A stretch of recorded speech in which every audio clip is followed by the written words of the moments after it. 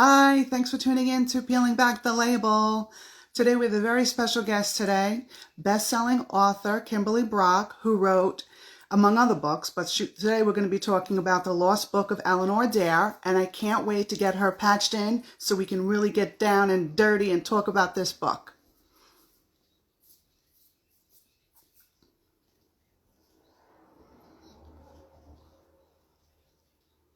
I'm just waiting for Kimberly to ask to join, and then we'll get her going. We were having a little bit of difficulties with the internet gods. Sometimes they're on my side, sometimes they're not.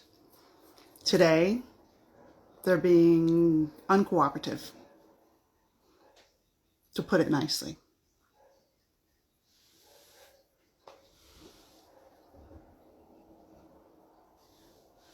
Okay, I see you. So now you can ask to be to be joined with me, Kimberly. I see you now. Yay.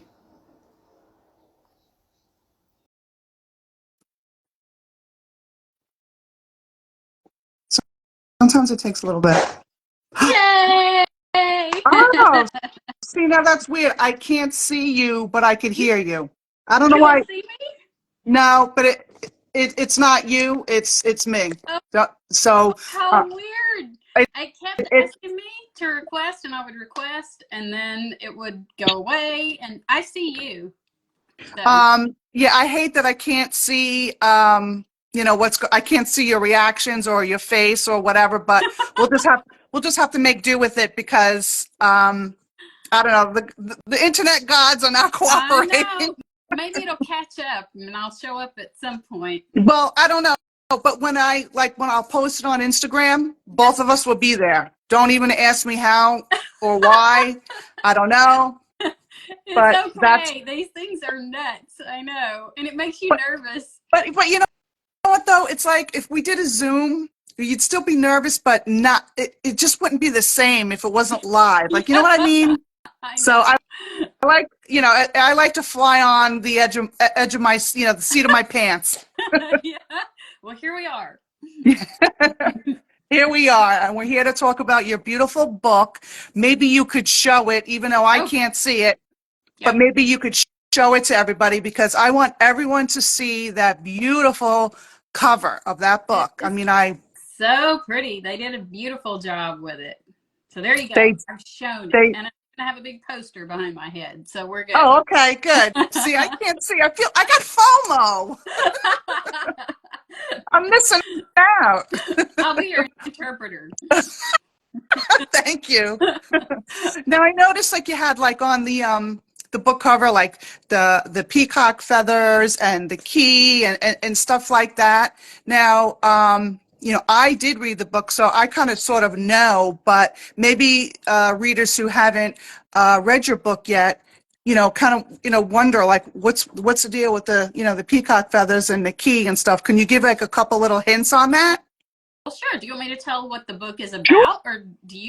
Okay. Yeah, I mean, I also want to ask you, I don't know if you want to do this before or after, because I listened to the audiobook last month, and I came across one of your interviews, and you said the author's note wasn't on the audiobook. Did they ever put it on the audiobook? Yes, because I got to go record it myself. Oh, So that's a lot of okay, fun. So so you can hear the I just Philly could, accent. I couldn't remember if because it was a month ago, so I don't remember.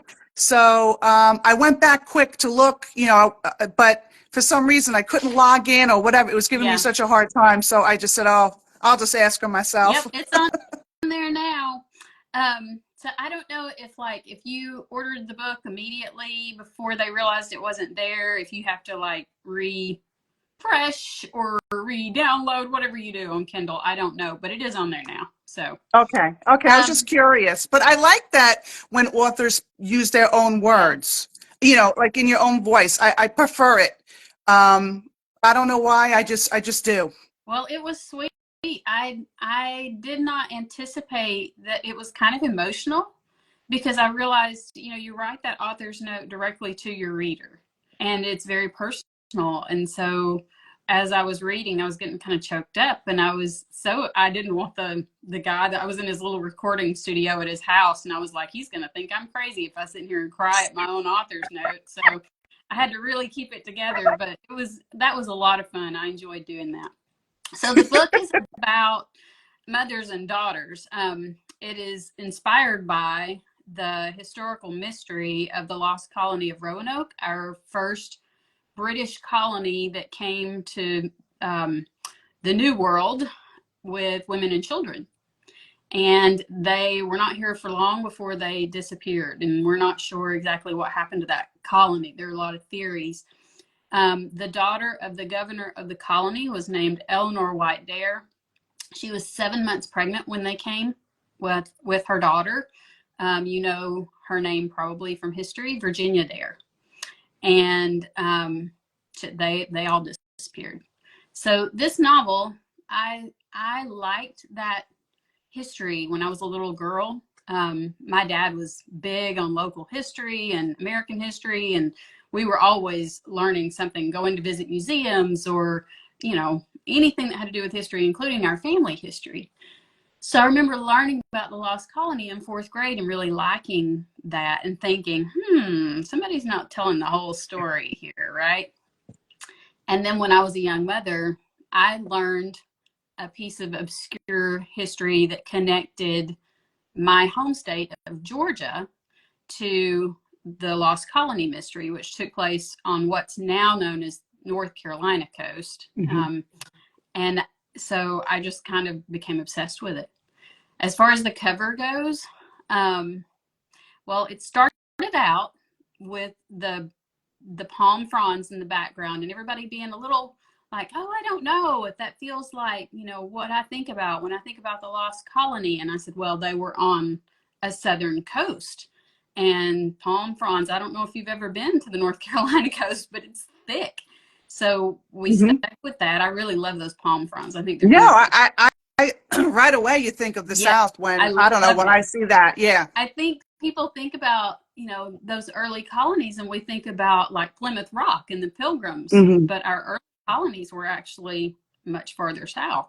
So anyway, that the palm fronds and the page from the book that is inherited in this family were obvious. The blue ribbon is part of, it marks pages in the book for Eleanor Dare's story is. And the key is to a big old house, because this is a Southern story, right? So you have a big old house with a cupola on top. Mom and Dad, they go back there, she and her daughter. It's right at the end of World War II. And they are 16 generations later after Eleanor Dare. And this oral history has been passed down in their family, and they're not sure if the story is true or not. So the key is to the big old house, of course. And the peacock feathers were fun, because I have peacocks on this farm in the book, and peacocks are not very nice. And they are difficult for my main character. They don't like her. They seem to kind of like everybody else, but they really are after her through the whole book. Yeah, I liked it. It put some humor into it, and you know? Her own relationship with her own mother is kind of fraught and contentious, and she thinks her mother was beautiful and kind of amazing and strange, but they don't have a great relationship. And so those birds really, to me, represented her mom, because they were her mother's birds. So that's the peacock feathers. Plus, it's a little nod to Flannery O'Connor, you know? I'm a Southern girl, so. Why not, right? Yeah, she had peacocks on her farm. My daughter went to college at the same college that Flannery graduated from, and where her farm is at there in Middle Georgia, they still keep peacocks. And you can go into the little shop, and the birds shed their feathers once a year, and they'll collect them. And so I have all these peacock tail feathers in my office that she brought home to me. And so that sort of inspired my thinking about those birds when I was writing this book. Love that. Yeah. See that? It's like you can get inspiration from just anywhere. You know what I mean? It just, around. I love that. And the book, you know, the cover, everything is just gorgeous about it. And I love, like, describing the big old house. I mean, who doesn't love all the nooks and the crannies and all those big old house is what they give. You just don't get that anymore. You know, Yeah. the quirkiness and Yep. stuff like that. It just reminds me of, you know, like my grandma's house growing up, you know, with all the nooks and crannies and different spots and everything, even though, it wasn't from the South. My family's from the Midwest, but there's still old houses no matter where you go. Absolutely. And I think that's a theme in this book, is really about home and finding home, and how we decide, you know, is this our home? Do we deserve this home? We're always losing our homes, always losing our homes. And so everybody, I think, identifies with that, the idea of that home place that just is no more, but you carry it around with you. I miss the house that I grew up in. I grew up in an old farmhouse that was built in 1912, and I got married in the backyard. I loved that house. It felt like, to me, as a little kid, I knew other people had lived there, generations and families that I would never know. And so it felt to me like, I don't know, like the house was built out of their stories. And I was part of that story then too. And that really inspired my thinking for the house in this book. Who built it? And especially the young daughter in the book, thinking about that, starting to realize, and the mother too, because she leaves when she's 13 and has come back as an adult. And you consider those places in your life differently when you're grown, and you start to think, oh, I never even wondered about that. I don't know who built this house. I don't know how this property came into my family. And that all of that is part of who you are as a person and your family's bigger story. And that story to me was not just about their family, but about those first families, and about our communities, and about our country even. So that house represented a lot for me. No, I loved it. I loved, you know, even when they were, you know, cleaning it up and, you know, getting it, you know, all spiffed up and whatnot. Even that was interesting, because you want to see how it progresses and, you know, how it looks, you know, from the first day they walked in until later on in the book, you Yeah. know. I love that. So now, how did you, like when you were doing all your research and stuff, can you tell us a little bit about, like, you know, what research you did with the rocks, with the stones rather, and what, like, when I was reading the book, I didn't really know, you know, because I know there's what, 48 stones total? I can't remember. I don't remember. 48, I think, is correct. Okay.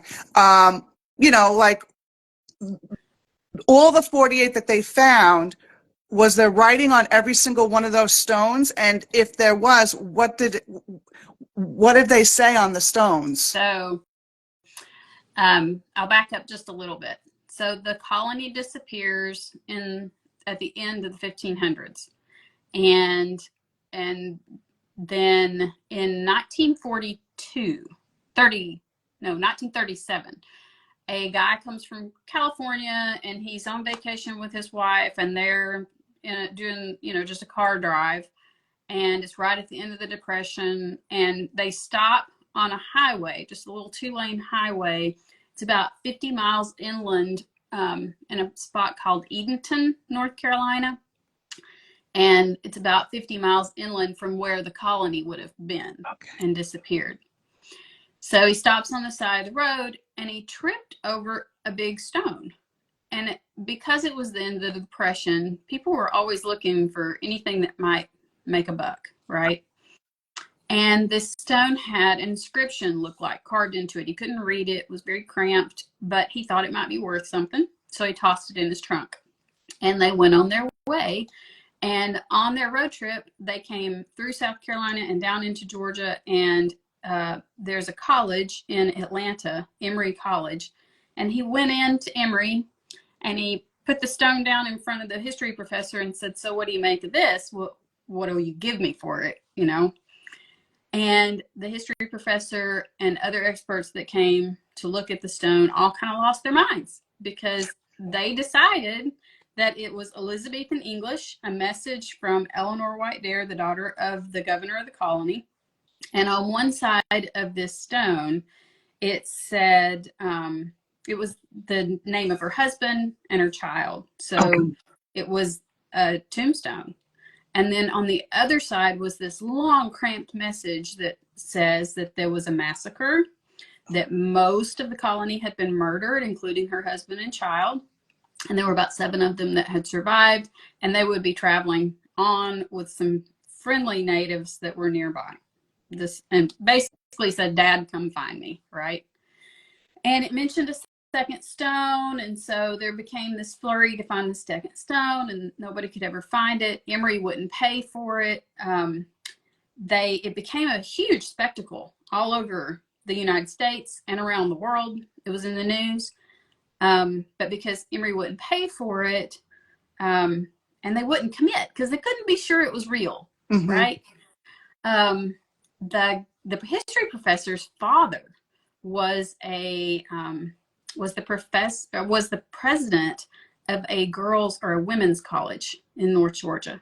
So they bought the stone and they took it to Burnell College, and then they went on a search for the second stone, couldn't find it. When they couldn't find it, they put out the word in the paper, "If anybody finds any more of these, we'll pay you." And so out of every creek and barn, they start showing up. Actually, there was this one man, and he was a little bit shady, but he started finding these stones. And the carvings on the other stones look much different.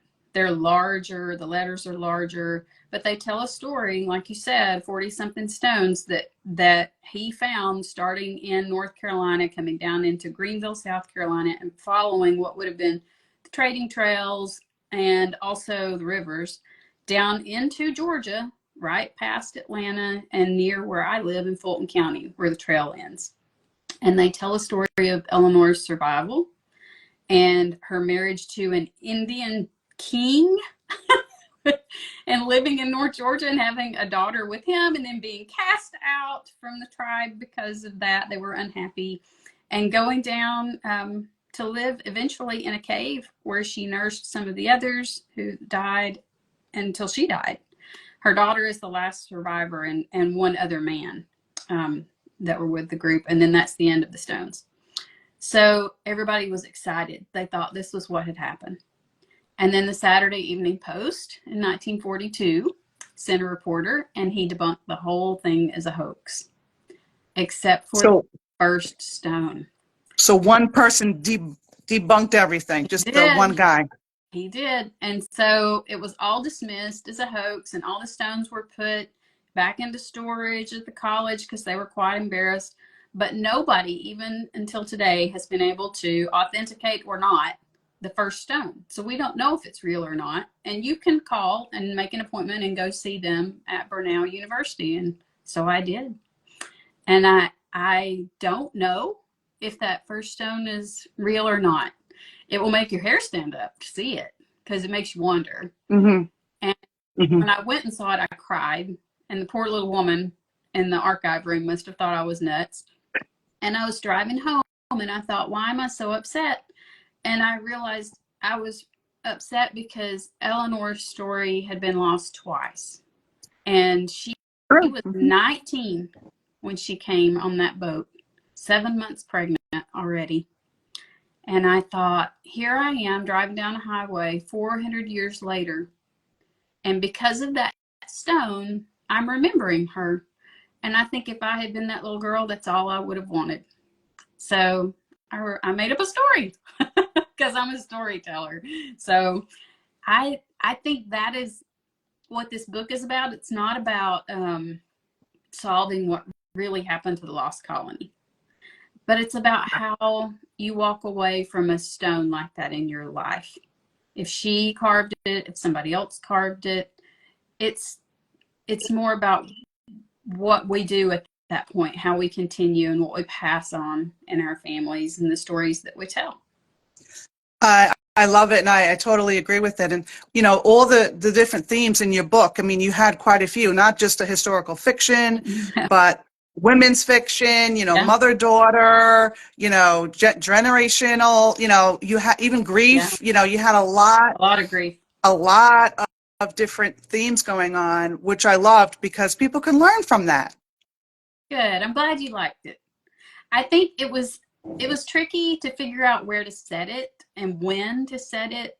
And I decided because if a story, if you think a story is true in your family, and then somebody says, oh, no, it's not, then it matters to you. You want to know. Well, we want to get to the bottom of it. And so I thought that's what this would be. In 1945, those stones have all been dismissed as a hoax. And Alice Young and her daughter Penn are trying to decide, well, what does that mean about this story that's been passed down in our family all these generations? And who does that make us? So I said it then, and that put it right at the end of World War II, which I thought was interesting because most of the historical fiction I read about World War II is set in Europe.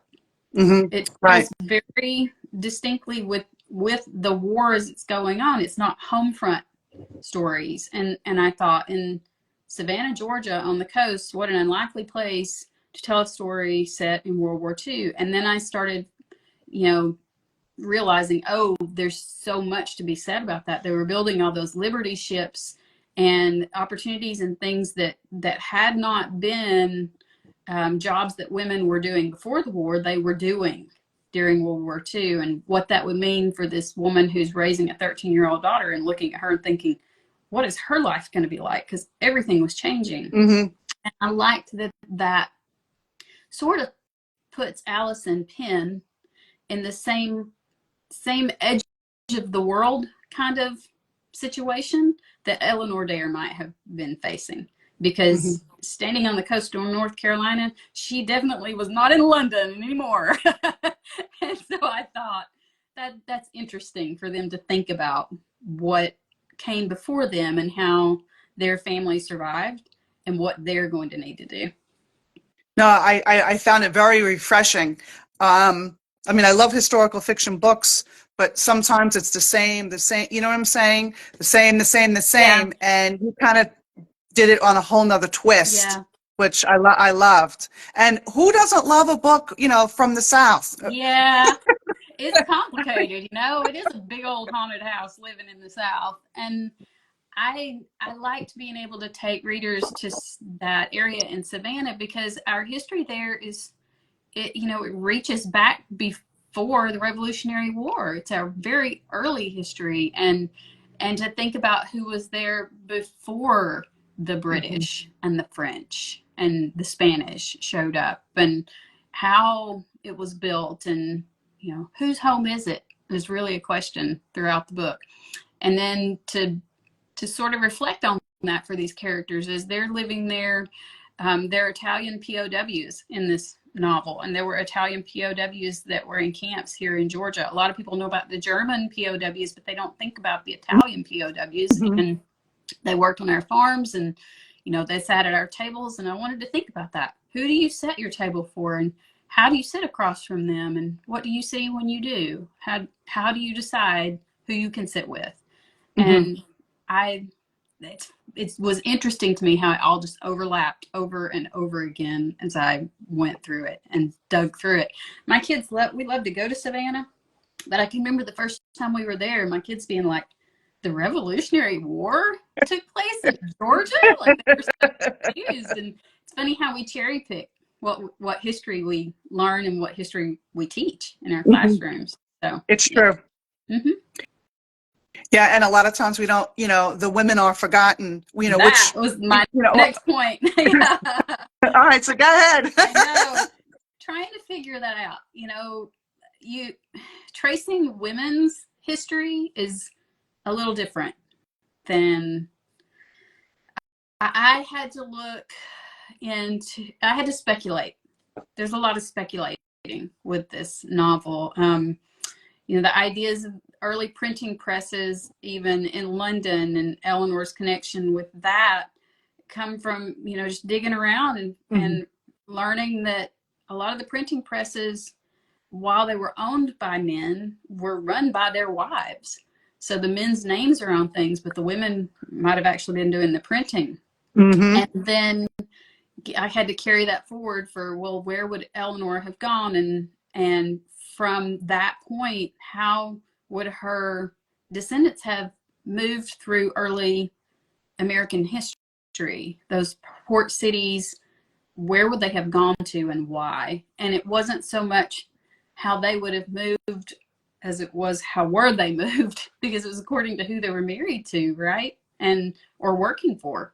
So those are kind of unexpected, and I liked thinking about who they would have married and what those names would have looked like, and why those marriages would have taken place. So I had fun with that. I looked at a lot of family Bibles. I looked at a lot of cookbooks. I walked through a lot of cemeteries. Do you have any any funny stories or weird stories, like doing your research through the cemeteries, or maybe you found a cool recipe that you liked or that you made for your kids, or is there anything unusual or anything that happened during, because I know you were doing this for a while, For a while, for sure. I learned about those stones when I was living in North Carolina, and my kids were in diapers, and now they're graduated college. So yeah, it's been a while. I had to think about it for a long time. There were odd things, but maybe not what you're asking. Like the audiobook narrator, did not know her at all. As an author, you're not really connected.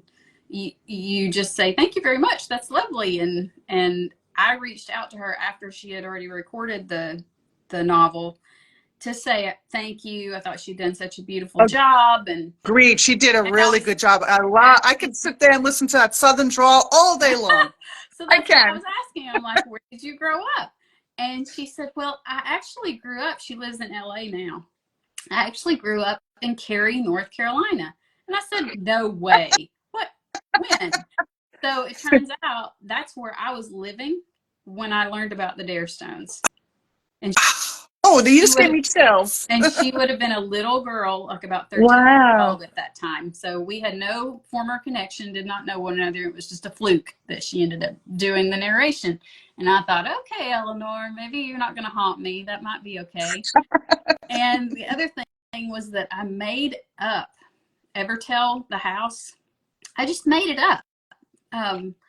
But a friend of mine said if I had never been to Helen, Georgia, and because that's the area where the Stones say Eleanor lived some years, I decided to take a drive up and see it. And she said, oh, you should go up and see there's a little chapel up there. And it kind of reminds me of what you've been talking about with this book. And so I got in my car and drove up there, having never been there.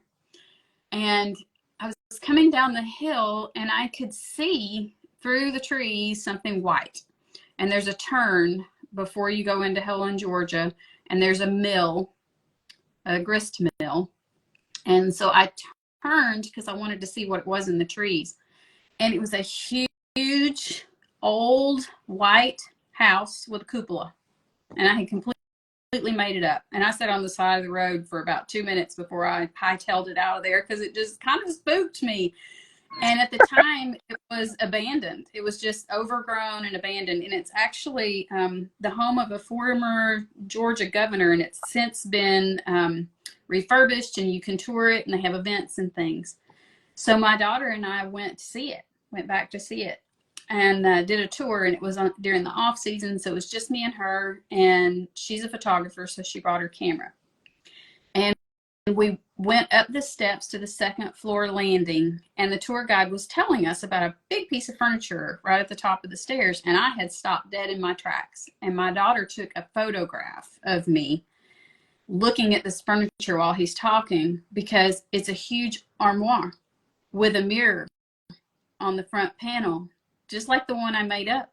And I'm in the mirror looking at the thing, and the tour guide is saying, and this is a travel armoire, and it comes apart. So, and I was like, I thought I made that up. I had no idea that even existed. So little strange connections like that are always fun with historical fiction, because I love that. You sort of trip into it. Surely I read something somewhere that made me think of that, but I don't remember it. And so it seems like, oh, okay, I'm getting it right. It was fun. And I loved the idea of that cupola, and I love the idea of listening to a shortwave radio, to listen to those POW messages. I have a character in the book that does that, despite the fact that Americans were being told it was a propaganda. And I just like the idea, you know, of he's willing to take a story that may or may not be true. Mm-hmm, mm-hmm. I love that character. Yeah. Yeah. And I thought that was a nice little twist for what Alice is dealing with her family stories. So, yeah. I definitely agree. And I also love like all the little things that, you know, how Penn wanted to, the daughter in the story, Alice's daughter, you know, for those who don't know about the book, you know, how she wanted to kind of like rebuild like the bell and, you know, things like that. Can you go into that a little bit? So Penn is grieving her father. Her father, Finch, has died early in the war while in Italy as a prisoner of war. And they have never recovered his body. And so she has a lot of questions about that. And now they have inherited this home that was her mother's in the matriarchal line of her mother. And she's never been there, and she doesn't know all this history, and she doesn't understand why her mother's not shared a lot of it with her, because her mother has a very contentious relationship with this history and her own mom. So when they get there, Penn is really, she's that at that age at 13. Who are you? And who does that make me? And what does this all mean? And why are we avoiding it? And she's ready to, you know, blow it all wide open. So there is a chapel that's part of the property, and the bell in the chapel no longer works. And she has determined that she's going to repair it, because there is a history in the family that every year they have a family gathering and a community gathering, and they ring the bell. And it seems like a hopeful thing to her to do. And she wants to return to that. She wants to become a part of this community. She wants a family. She wants a home. Mm-hmm.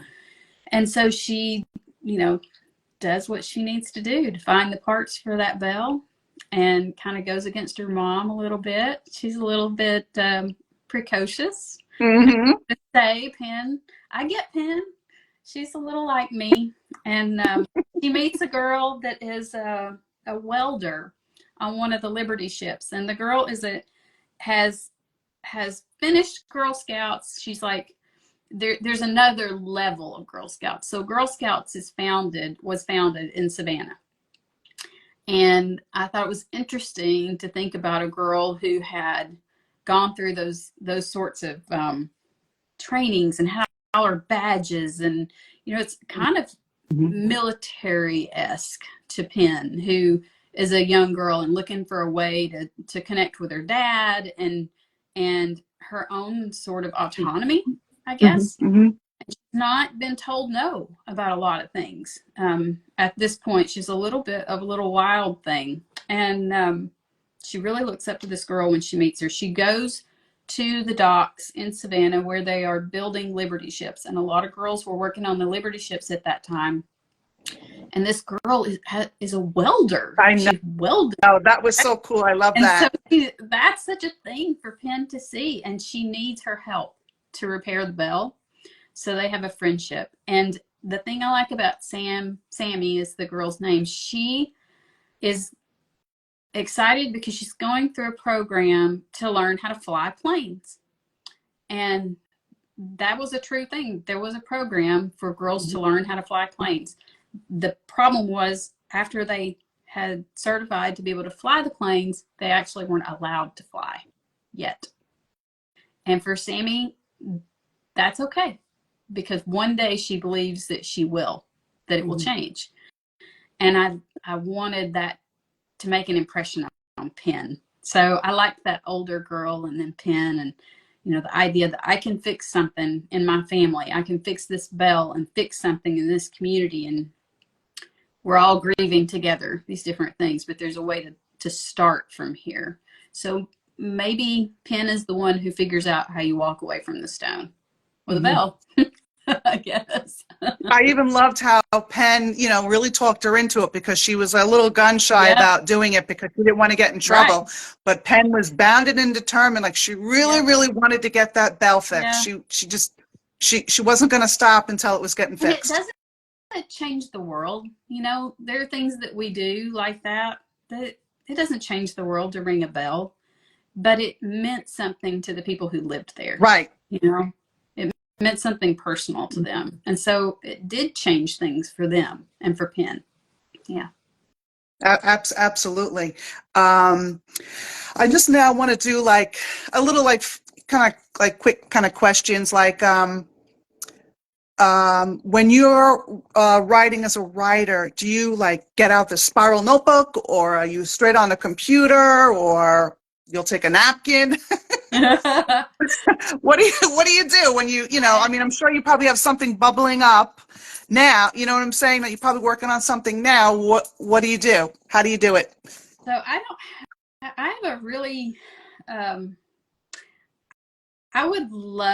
a type A everywhere else in my life. I love to be organized and I like to start out that way, but the creative part of it doesn't work that way for me. Mm-hmm. So I do fill lots and lots and lots of yellow notepads. Those legal pads, I've got a bunch of them sitting right here. In fact, me too. I have to have them too. Just a mess of them, right? Like there's no sense, there's no rhyme or reason, just lots of weird notes.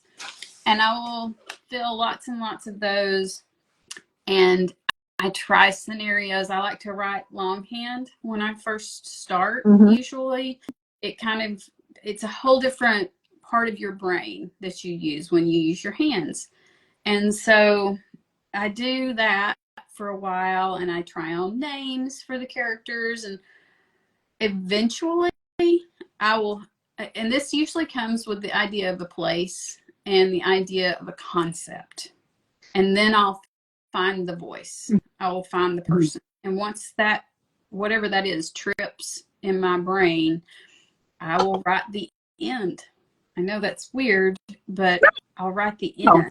And it doesn't necessarily mean it's all there, but the concept is there. I know where I'm going to. And then it's like, I roll back and I start with the first part of it. And then I bounce around a little bit. Mostly it's linear at that point, but I do some bouncing and filling in. And, you know, there's a lot of research. There's a lot of reading. I like music, but I can't listen to it while I write. But I'll listen to the same songs over and over and over again while I work on something. I love imagery and pictures and colors, and all of those things kind of go into it. What was the you had said the same, you listened to the same thing over and over again. What was that? Brandi Carlile. All through Lost Book, I listened to Brandi Carlile, and in particular, there was a song called Fulton County Jane Doe. And I mean, obviously, because Fulton County is where I live and where Eleanor is said to have died. And so when I heard that the first time, I thought, oh, there you are. And so I listened to it a lot, and I would cry when I'd listen to it. And so I thought, well, that's it. That's the one. But yeah, a lot of Brandi Carlile. This book that I'm working on now, or that I just finished, I was still listening to her, so I can't say there's any particular song. But the new one, do you want to see the new one? I can't. Well, I'll see it when I rewatch it. When? Show everybody else. Yes. So the new one comes out October 1st, and this is the cover. It's called The Fabled Earth. Oh, okay. I can't wait to read. I'm gonna have to look it up now. Yeah, and you can get it on NetGalley if you're an early reviewer. And I am excited about it. It's also set on the Georgia coast. It's set in two timelines, 1932 and 1959. And there are three women. There's an event that happens in 1932 that is just traumatic, and it binds them together in 1959 when sort of it all comes to roost. It's set against Cumberland Island. If you don't know about Cumberland Island, Georgia, the Carnegie family, so there are two brothers, Andrew Carnegie, who founded all the libraries, right? And you've got Carnegie Hall, and well, he had a brother, and his brother and his wife bought a whole bunch of property on Cumberland Island, and they built big Gilded Age mansions. And by 1959, they're all crumbling and spooky. So it's very gothic, and like the last place on earth you would expect to find those things. It's a lot of fun. It's a sweet little book.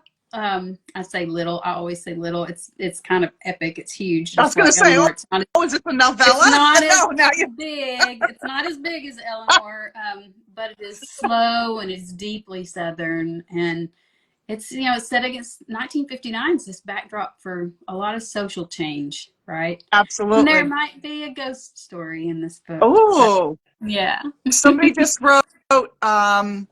Gabby Anderson is an author, and she wrote "Fabled Earth is Beautiful." She's about halfway through it. Yay, she's reading the early galleys then. Yep. That's great. And then somebody wrote "Reading on the Brink," love the cover, and the Georgia coast, especially Jekyll Island. I guess they're talking about the Eleanor book. Yeah, well, they're both. I just wanted to mention that while they were still on, so at least we know we see them. Yeah. I know. I can't figure out how to respond to comments while it's on my phone here in front of me, and I'm not on my laptop, so. Yeah. Well, I'll be able to respond after. I hope so. I'm sure it will. My other question to you is, what's on your night table right now? Oh, geez, you think I'm reading? No, I'm joking. Hang on, I'm gonna grab them. Okay. I don't know why this. I just finished Piper Hughley's American Daughters and did an interview with her for the Gwinnett County Library, and this is a fantastic book. I'm showing. What's the name of the book? Called American Daughters. Okay. And it is about Portia Washington, who is Booker T. Washington's daughter, and Alice. I'm Alice Roosevelt. Theodore Roosevelt's daughter, and they became friends while Theodore Roosevelt was in the presidency, and they were a couple of gals, baby. They got into some stuff, and I loved this book. I loved that's right up your alley. Unlikely friendship, yeah. And then this is up next on my TBR. I have a friend named Eden Robbins who is in Chicago. I think she's actually getting ready to move out of Chicago. Can't remember where she said. But this book comes out October 22nd. It's called Remember You Will Die. Ooh. I know. And the weird thing is, okay, this book is about a woman. Let's see if I can just read it to you because I'm going to do a terrible job talking about it. Poppy Fletcher dies too young, and the entire world is eager to accept it and move on, except for her mother, who is no ordinary mother. She is Peregrine, an AI woman walking the earth, a fugitive, loathed and misunderstood by the very people who aided in and benefited from her creation. This whole thing, the whole thing, is written in obituaries. It's about her. Oh, wow. Death. She's trying to understand what happened to Poppy, and it's a tale of art and love, betrayal and redemption, and ultimately what it means to be alive. I think it's going to be brilliant. I'm so excited to read it.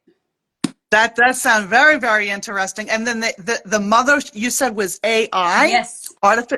So is this a little sci-fi as well? I think so. Wow. Okay, interesting. I like when the genres kind of, mesh together, And this is centuries of obituaries. Wow. So her mother has been alive for centuries and still trying to figure out what happened to her daughter. I think it's going to be really smart. So something different. I like that. Yeah, me too. Okay. What do you do for fun with your family when you're not writing? Well, my husband and I are getting ready to take a trip. Generally, we're introverts. So what we do is stay home. I like to eat. We love music. We'll listen to live music whenever we can. And so do my kids.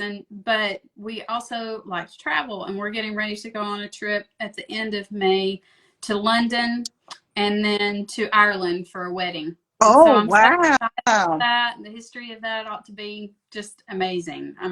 Yeah. You might get a couple ideas while you're there. so, yeah. I love it. We have a house that we bought 4 years ago, and all we do right now is work on restoring and remodeling. It's not an old house, but it wasn't well cared for, and we have spent 4 Oh yeah, years working every that's weekend on it'll this be a house. lifetime. You know what it's like, right? Yeah, As soon as you I finish love that. something, then it's something else that has to get fixed. Yep. It's never ending. And I'm a homebody, so we're kind of happy doing that. Mhm. We watch a lot of British TV. If you really want to know, Yep. that's what we do. No, that's great. What's your favorite meal? My husband makes this beef. I'm trying to remember what it's called, mahogany beef, and he also makes butter chicken that's just divine. So Now, I the used butter to do all the cooking. chicken. I know, and The I love gumbo. I could probably live on gumbo my whole life. Yep. What about your favorite drink? It could be any, whether alcohol or coffee, whatever. Listen, it's only noon, okay? So I didn't open my bottle of bubbly here, my Prosecco, right?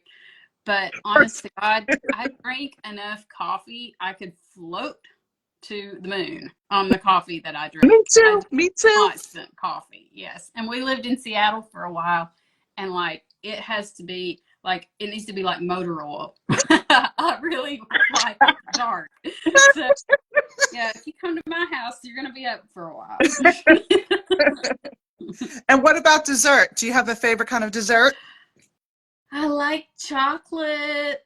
Who doesn't like chocolate? But I'll tell you, lately, my obsession. We had a new restaurant open a couple of years ago, and now it's where I always want to go. We're going for Mother's Day to a Greek restaurant, and they have the best baklava. It's just, I could roll around in it. Mm-hmm. It's so good. I don't know why it's so good. I don't know why it's so much better than any I've ever had, but it's the best. Maybe it is good. It's very good. Maybe it's the Southern girl in me too, because of the pecans. I don't know. Oh, I've been dying for a pecan pie, dying. And so finally met a restaurant and they had it. I couldn't wait. Like my mouth was, I didn't even care about the dinner. I just was waiting for that. And it was terrible. I'm like, it was the worst. Oh, it was the worst pecan. Oh my God. It was so bad. I just was so I was so disappointed. I was just like, let's just go home. I'm out of here. I don't know if I'm ever going to order that again because I was so disappointed. But you know how you're really excited and you can't wait, I don't know how you ruin a pecan pie. That's really sad. It was bad. It was really bad. Probably because I didn't buy it in the South. I bought it here in New York. Maybe. You hear my dogs? Yeah, Sorry. we're gonna probably. That's okay. We're gonna be wrapping it up anyway. But can you just tell everybody where you could be? Where people could find you? Everywhere. I am online. I have a website. I'm on all of the social media that they make me do. I like Instagram best right now. I'm on there a lot, and Facebook, the two of those. I'm not really on much anything else. I wish I could figure out how to get people to join BookBub, and I don't know, but I'm there, and I'm on Goodreads. I try not to read my Goodreads; they make me cry. But I am on there, and I support my buddies and my friends and the authors that I love there. I do a lot of events when my books come out. So if you'll watch for those, and I will post about them on my social media and my website. They haven't stopped. I'm still doing stuff for Eleanor Dare, and then we're starting to gear up for my book tour for Fabled Earth in the fall. And when is Fabled Earth coming out? October 1st. October 1st. I will be at the American Library Association conference in the summer. Wow. And I think also Southern Booksellers Alliance is having one in Arlington, Virginia this summer that I'll be at. I'm going to be out in California. You're going to have a really busy summer between traveling to Europe and then all your book tour stuff. Yeah, I'm around, so look for me. And then I love to visit book clubs, virtual book clubs. I'm happy to do those if people want to reach out. So find me online. Yeah. I'm very findable. I love it, Kimberly. Thank you so much for coming on, and I loved hearing about the book. I loved reading it. I highly recommend for anyone to read the book. I personally did the audio book. I love the narrator. Good. But, you know, to each his own. You know, some people don't like audio. They prefer print, whatever. But I just loved it. And I just like happened to come, no one told me to read your book or anything. Aw. I just happened to come across it. And I fell in love with it because you know, I loved reading books that take place in the South. I just love it. And so I'm like, I guess that kind of drew me. And then you know, the old kind of stuff that was going on. So, and then I just read the book and I loved it. So Thank you. I hope so everybody glad. else, you know, finds you too. Just, you know, it was a nice coincidence that I found you. I'm so glad. It was fun to talk to you today. Me too. And we'll have you back on again when The Fabled Earth comes out. All right. Thank you very much. I hope you have Thanks. a great afternoon. You too. Bye. Bye.